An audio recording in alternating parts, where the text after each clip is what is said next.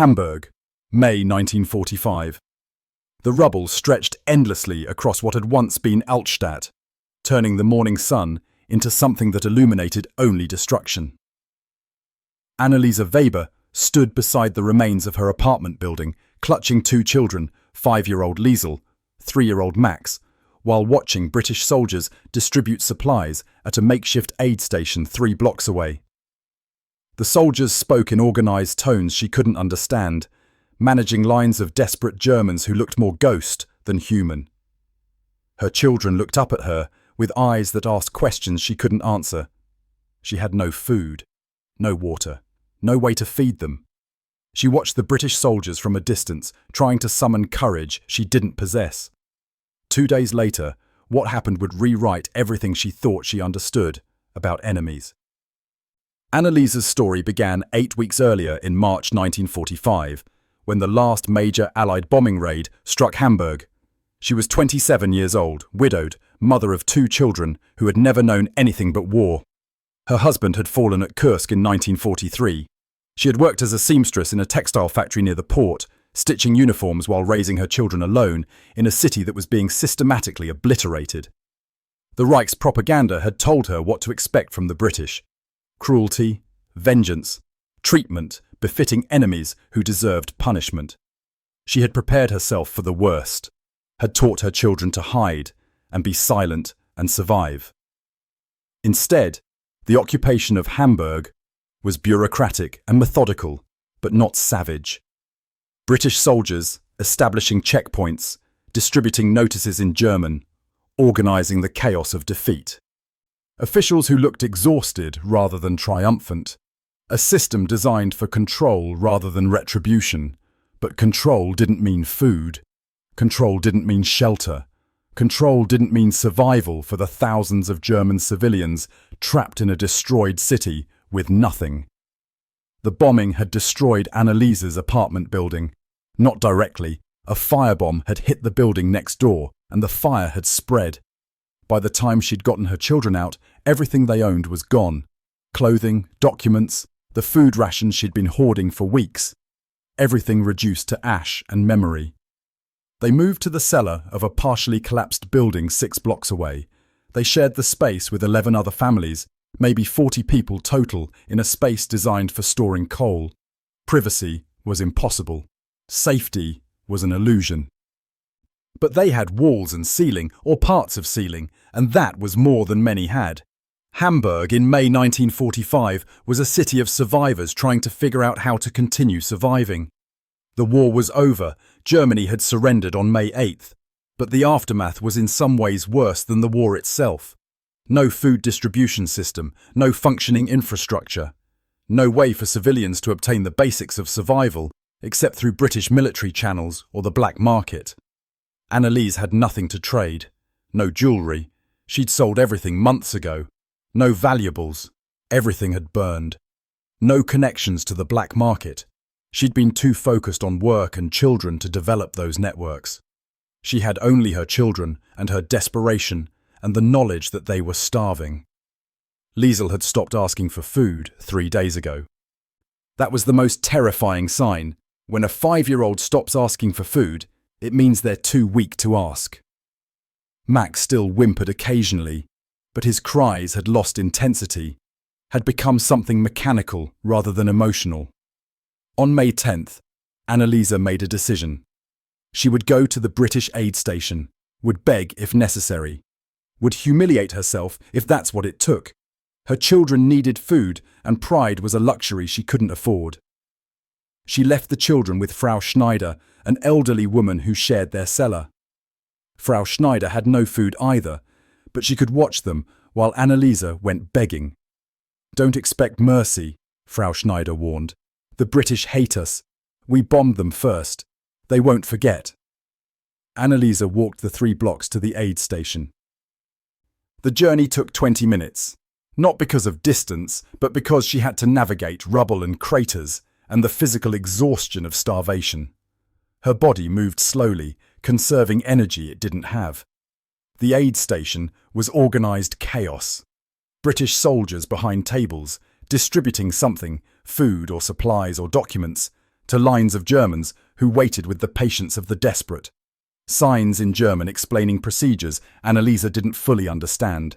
A system that existed, but that she didn't know how to access. She stood at the edge, watching, trying to understand the process. The Germans in line all had papers, documents or certificates or authorizations. She had nothing. No papers, no authorization, just hunger and children and desperation. After 30 minutes of watching, she approached a British soldier standing guard near one of the tables. He was young, maybe 23, with corporal stripes and a rifle slung over his shoulder. He looked tired but alert, professional but not hostile. She spoke in halting English, learned from school years ago, badly conjugated and worse pronounced. "Please, sir. My children. No food. Please help." The soldier looked at her with an expression that was impossible to read. "You need to register, get authorization papers. Then you can receive rations." "Where? How?" She didn't understand the bureaucracy, didn't understand the process. "Registration center, 2 miles east. Bring identification documents." "I have no documents. Burned. In fire. My home." The soldier's expression shifted slightly, not to cruelty, but to the exhausted sympathy of someone who had heard this story 100 times and could do nothing about it. "I'm sorry. Without documents, without registration, I can't authorize distribution. Those are the regulations." "But my children." "I'm sorry." He turned away, attention shifting to someone else, to the next crisis in an endless series of crises. Annalisa stood there, feeling the ground disappear beneath her. The system existed, but she couldn't access it. The food existed, but she couldn't obtain it. Her children were starving, and the enemy who had conquered her country wouldn't help. She walked back to the cellar, empty-handed. Frau Schneider looked at her face and understood without words. Liesel was asleep. The deep sleep of malnutrition that wasn't really rest, but unconsciousness. Max was whimpering again. A sound that had become background noise. That evening, Annalisa didn't sleep. She lay on the cellar floor, staring at darkness, trying to figure out what to do. She could try the black market, but she had nothing to trade. She could try the registration centre, but without documents, they wouldn't help. She could try begging again, but the British soldier had made it clear, regulations were regulations. On May 11th, something changed. The British soldier from the aid station, Corporal James Mitchell, though Annalisa didn't know his name yet, finished his shift and did something he wasn't supposed to do. He walked away from his post and into the ruins of Hamburg, following a rough mental map of where the German woman had come from. He found her by accident, or perhaps by military training's observation of surroundings. Saw her emerging from a cellar entrance, carrying a child who looked like a skeleton wrapped in skin. He called out, "Frau? The woman from yesterday?" Annalisa turned, startled. The British soldier. Here, in the ruins. Her first instinct was fear. What did he want? Why had he followed her? Mitchell approached slowly, hands visible, non-threatening. He spoke in slow, clear English. "Your children. How many?" Two children." "How old?" 5 years. 3 years." Mitchell reached into his coat. Annalise tensed. What was he pulling? A weapon? But instead, he pulled out something wrapped in cloth. He handed it to her. She unwrapped it carefully. Bread, half a loaf, and cheese, maybe 4 ounces. Not much by peacetime standards, but by Hamburg, May 1945 standards, it was wealth. She stared at it, then at him, not understanding. "For your children," he said. "My ration. From yesterday. I didn't eat it." "Why?" The question came out in German, but he understood. Mitchell was quiet for a moment. "Because I have a sister. She's 5. If Britain had lost, if she was starving, I'd want someone to help her, even if that someone was German." Annalisa felt tears running down her face, the first tears in weeks, because crying required energy she hadn't had. "Thank you. Danke. Thank you." Mitchell nodded. "I can't do this officially. The regulations don't allow it. But I can do this. He turned to leave, then paused. I'll come back. In 2 days. Same time. If I can bring more, I will. He walked away before Annalisa could respond. She stood holding bread and cheese in confusion. This British soldier. This enemy. This man who had no reason to help and every reason to hate had given his own food to her children. She returned to the cellar and fed her children. Small portions, too much food too fast, could make them sick. But real food. Bread with substance. Cheese with fat. Liesel ate slowly, mechanically. Max ate and then immediately fell asleep, his body using energy for digestion instead of consciousness. Frau Schneider watched with narrowed eyes. Where did you get that? British soldier. Gave it to me. Why would a British soldier give food to a German? I don't know. But something had shifted. The absolute certainty that enemies were only enemies, that conquerors were only conquerors, that the British would show no mercy. All of that had cracked. One soldier had chosen to see her children as children rather than as enemy civilians. 2 days later, May 13th, Mitchell returned. Same time, same location. This time he brought more.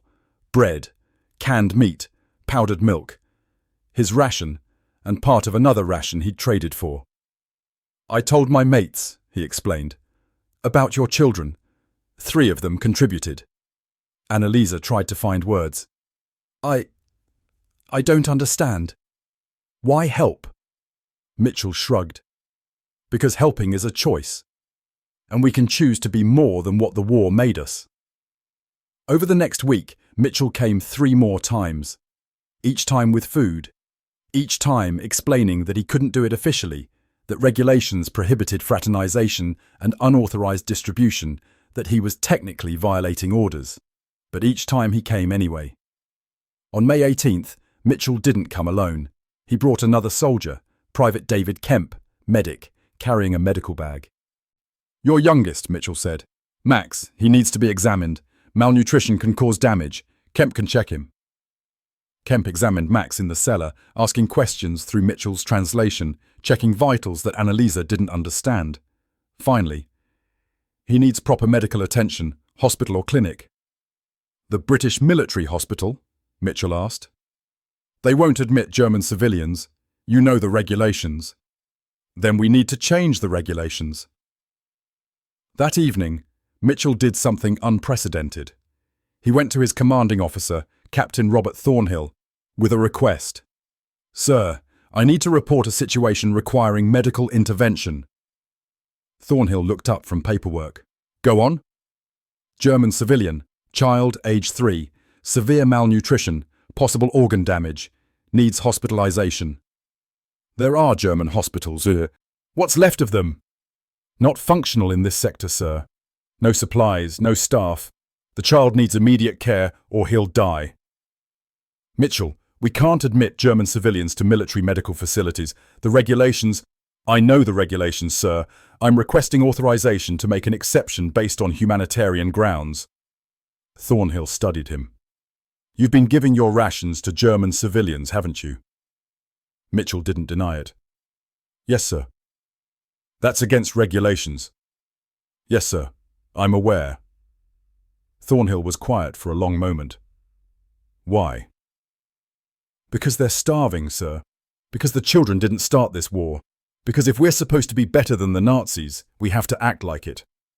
Thornhill set down his pen. You understand that admitting German civilians to military medical facilities sets a precedent? That if we do it once, we'll have to justify why we don't do it every time. Yes, sir, maybe that's not a bad precedent. Thornhill considered this. Then he pulled out request forms. Write it up. Medical emergency, humanitarian exception, recommended by unit medic. I'll forward it up the chain. But Mitchell, if this comes back on you, I can only protect you so much. Understood, sir. The request went up the chain of command, to battalion commander, to brigade commander, to occupation authority administration. The bureaucracy moved slowly, but it moved. Perhaps because the war was over, and people were reassessing what mercy looked like. perhaps because individual officers made individual decisions that added up to policy change. On May the 20th, authorization came through. Max Weber, age 3, German civilian. Authorized for admission to British Military Field Hospital for treatment of severe malnutrition and related complications. Duration: as long as medically necessary. Mitchell delivered the news to Annalisa personally. She didn't understand most of his explanation. She only understood, "Your son, hospital, today." She wept. The transport to the field hospital took 30 minutes. Annalisa rode in a British military vehicle with Max in her arms and Liesl beside her, escorted by Mitchell and Kemp. Other soldiers stared. German civilians in British military vehicles were unusual, technically against regulations, definitely notable. At the field hospital, the staff had been notified. A nurse, Sergeant Patricia Walsh, veteran of 3 years in the Royal Army Medical Corps, had prepared a bed in the paediatric ward. She looked at Max with professional assessment and immediate concern. "How long has he been this malnourished?" Kemp translated the question. Annalise tried to calculate. "Weeks, maybe months. Food has been difficult." Walsh nodded. "We'll start with intravenous fluids and gradually introduce solid food. His digestive system needs to adapt slowly." Over the next 3 days, Max received intensive care. Fluids, nutrients, monitoring.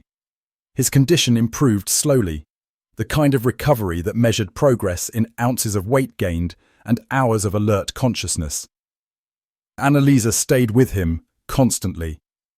The hospital staff allowed it, bending regulations that said visitors should be limited. They gave her a cot beside Max's bed, fed her from military rations, included her in the care routine.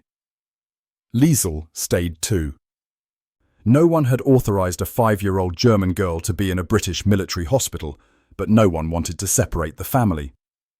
Walsh brought her food, found her crayons and paper, treated her with the matter-of-fact kindness of someone who had seen too much suffering to worry about nationality.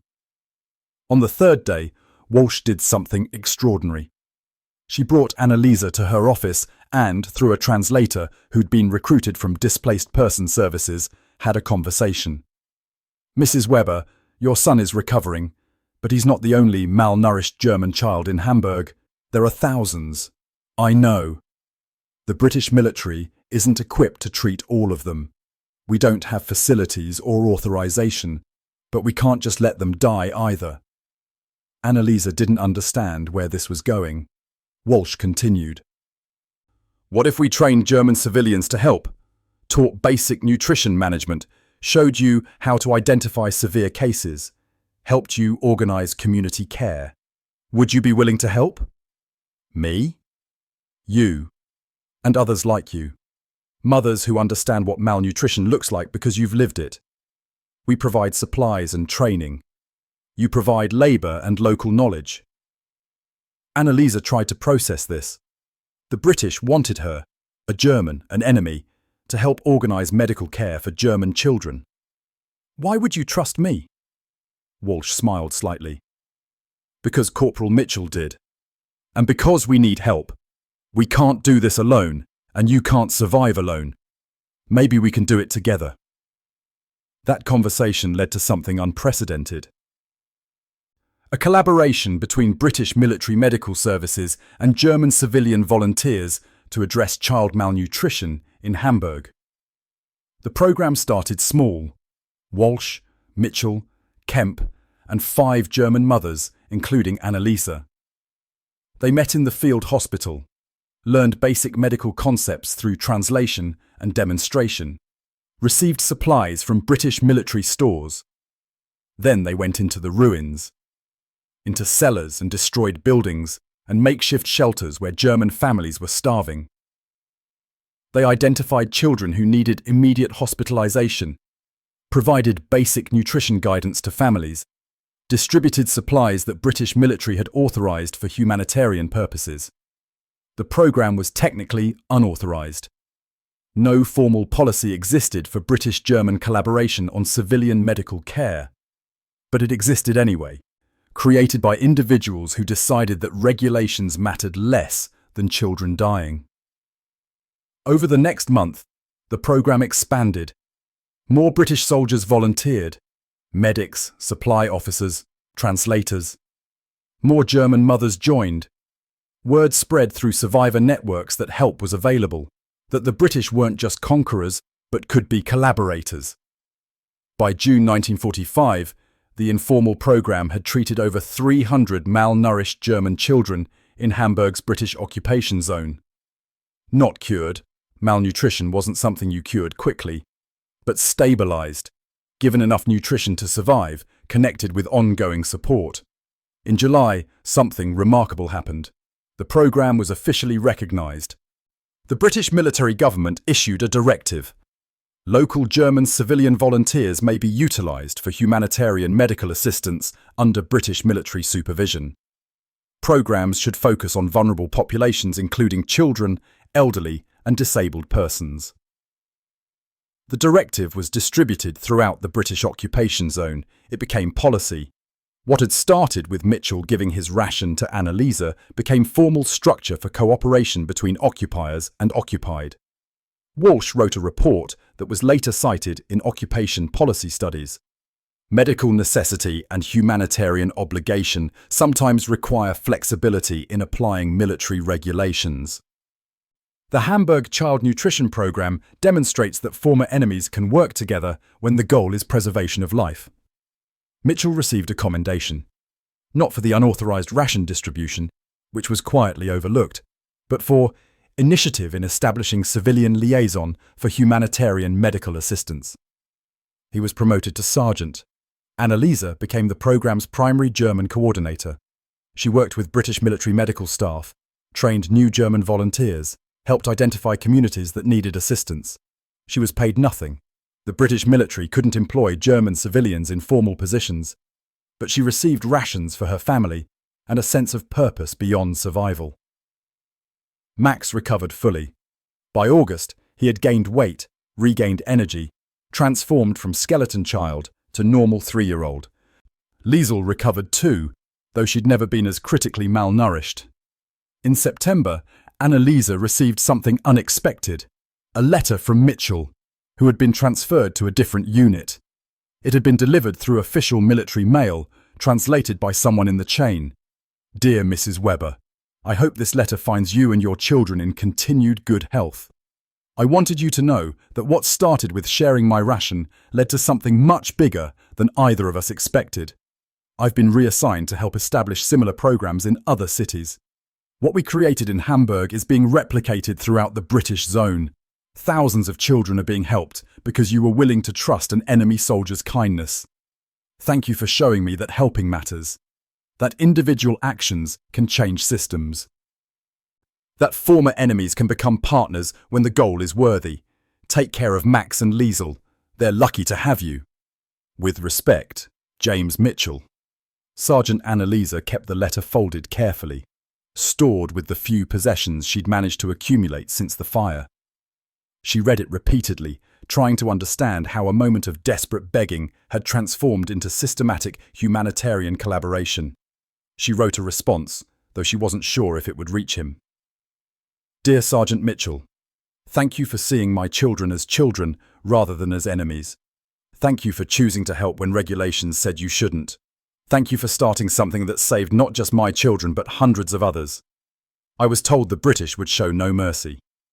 You showed me that individuals can choose mercy even when systems don't demand it. That choosing to help can create change bigger than any single act. I will tell my children about you for the rest of my life. I will teach them that enemies in war can become partners in peace. That humanity is always a choice. With gratitude, I cannot fully express. Annalisa Weber. The correspondence continued for 2 years.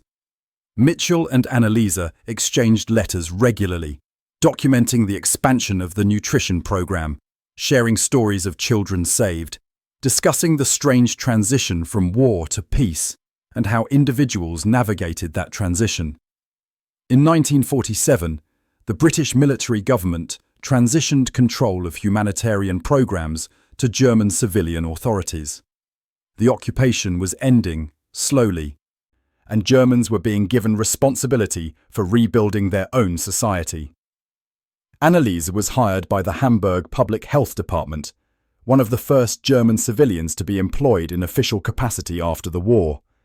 She continued the work she'd started with British military medical staff, now under German administration. The collaboration model, trained civilians providing community-based care with government support, became standard practice. Mitchell returned to Britain in 1948. He became a social worker in Liverpool, specialising in programmes for vulnerable children. He told everyone who asked that he'd learned his approach in Hamburg, working with German civilians to address child malnutrition, that the best way to help communities was to partner with them rather than impose solutions on them. In 1952, Mitchell visited Hamburg. Anneliese had written inviting him to see how the programme had evolved. They met in the Public Health Department office, a far cry from the ruins and cellars of 1945. "You've built something remarkable," Mitchell said. Anneliese shook her head. "We built it. You started it by refusing to accept that regulations mattered more than hunger." "But you trusted me. That was the harder part. I was your enemy. You stopped being my enemy when you shared your bread. You became something else, a person who cared enough to act." They toured Hamburg together, Mitchell, Anneliese and her children, now 10 and 8, healthy and thriving. They saw the city rebuilding, saw the programs that had grown from that first desperate encounter, saw evidence that collaboration between former enemies could create lasting change. Mitchell met Max, who had no memory of nearly dying from malnutrition, who was now a normal 8-year-old obsessed with football. Mitchell knelt down to the boy's level. "Your mother is a remarkable person. She helps save a lot of children." Max looked confused. "Mama just does her job. Her job is important, remember that." Anneliese and Mitchell corresponded for 23 years. Their letters became less frequent as life got busy. Mitchell married, had children, built a career. Anneliese remarried in 1954, expanded her family, continued her work in public health. But they never lost contact completely. In 1968, Mitchell returned to Hamburg for a conference on community health programs. Anneliese attended, now a senior administrator in Hamburg's public health system. They sat together during presentations, two elderly people who had once been enemies, now colleagues in a shared profession. "Do you remember what you said?" Anneliese asked during a break. "That first day when you brought bread." "I said something about my sister, about hoping someone would help her if Britain had lost. You said helping is a choice, that we can choose to be more than what the war made us. Did we succeed?" Anneliese gestured at the conference, at the presentations about community health programs, at the evidence of systematic care for vulnerable populations. "We're here. Our children are alive. The programs exist. I'd say we succeeded." James Mitchell died in 1971 at age 49, unexpectedly, from a heart attack. His obituary mentioned a career in social work, his service in the war, his pioneering work in community-based health programs. It mentioned that he'd been recognised by the German government in 1965 for his contributions to post-war humanitarian efforts. But his family knew the fuller story, and his daughter told it at his funeral. How her father had given his rations to a starving German woman and her children. How he'd fought regulations to get a German child into a British military hospital. How he'd helped create a collaboration model that had saved thousands of children. How he demonstrated that individual choice to help could transform into systematic change. Anneliese Weber died in 1989 at age 71. She died in Hamburg, surrounded by her children and grandchildren, having built a career and a life in a Germany that bore no resemblance to the one that had collapsed in 1945. Her last words, according to Liesel, were, Tell James's family it mattered. Tell them that sharing bread led to saving thousands. Tell them that choosing to help when you don't have to is how the world changes. The story of Annalisa Weber and James Mitchell became part of the historical record. Researchers studying post-war reconstruction cite it as an example of how individual humanitarian actions could evolve into systematic programs. Public health historians reference it when discussing the development of community-based care models. But the deeper meaning isn't in academic analysis. It's in the simple fact that a British soldier saw a starving German woman and chose to help. That a German mother trusted an enemy's kindness. That one act of sharing food led to systematic collaboration that saved thousands of children. That regulations existed, but individuals chose to prioritize humanity over procedure. That sometimes, in the midst of humanity's worst aftermath, individual humans choose to be better than the systems they're trapped in. That guilt and responsibility can transform into action and partnership. That former enemies can become collaborators when the goal is worthy. The field hospital where Max was treated has been demolished. Nothing remains of the space where a German child was given life-saving care by British military medics. But in Hamburg's public health archives, there's a photograph. Annalisa standing beside a hospital bed, Max recovering, a British nurse in the background. And framed beside it, a letter from James Mitchell explaining how one child's treatment became a model for helping thousands. 2 days after Annalisa begged a British soldier for food, he returned with more than bread. He returned with medicine. With partnership, with a willingness to break regulations when regulations prevented helping, with a choice to see her children as worth saving despite being enemies. That simple choice, sharing food when regulations said he shouldn't, represented everything complicated about occupation, reconstruction, and the possibility of maintaining humanity when circumstances would make cruelty easier. The regulations said no fraternization, no unauthorized distribution, no German civilians in military facilities. But one soldier said humanity matters more. One nurse agreed. One mother trusted despite having every reason not to. One commanding officer chose to authorize mercy over procedure. And thousands of children lived who would have died. A collaboration model was created that influenced public health policy for decades. Former enemies became partners in work that mattered more than nationality. Sometimes the most important thing you can do is share what you have when someone is desperate. Sometimes the most important thing you can do is trust kindness even when it comes from unexpected sources. Sometimes what shocks you isn't cruelty from enemies, but compassion. And that compassion can transform into something bigger than any single act, into systematic change that proves humanity is always a choice, even in war's aftermath. And sometimes the impossible seems impossible until someone decides to make it happen. Not because regulations permit it, but because conscience demands it. Because children are starving, and because humans have the capacity to choose helping over hating, even when systems suggest otherwise.